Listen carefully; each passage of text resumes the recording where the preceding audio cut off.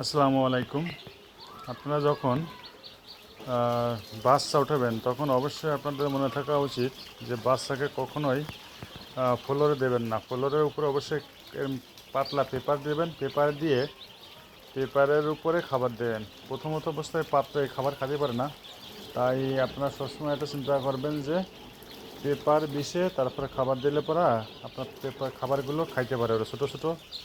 তা দেখেন এই যে আমি দিছি পেপারের উপরে খাবারগুলো। আর হচ্ছে যে আপনার খেয়াল রাখবেন যে পানি প্রথম অবস্থায় বোর্ডিং দেওয়ার সাথেই আপনার লাইসোবিট নামে একটা ওষুধ আছে, লাইসোবিট। এই লাইসোবিটটা দিলে পরে কী হয় যে বাচ্চাগুলো সুস্থ এবং বাচ্চাগুলো দুর্বল থাকে, আর যখন আসে তখন দুর্বল হয়ে থাকে এবং রাস্তার জার্নিটা অনেক দুর্বল হয়ে যায়। তাই আপনারা সবসময় চিন্তা করবেন যে এরকমের লাইসোবিট দিয়ে প্রথম অবস্থায় শুরু করবেন।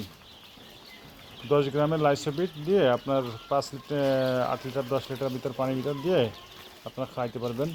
আর এই যে বোর্ডিং এসে খুবই জরুরি, মানে 3 দিন একটা না বোর্ডিং দেওয়া উচিত আপনার বাচ্চারে। 3 দিন একটা না বোর্ডিং দেবেন, যাতে বাচ্চাগুলো আপনার যেমন মুরগিতে হোম দেয় সেভাবে আপনার হোম দেবে। তাহলে আপনার বোর্ডিং দিলে পরা অনেক রোগ বালায়, যদি বোর্ডিং ভালো না হয় তাহলে অনেক রোগ বালায় ধরে।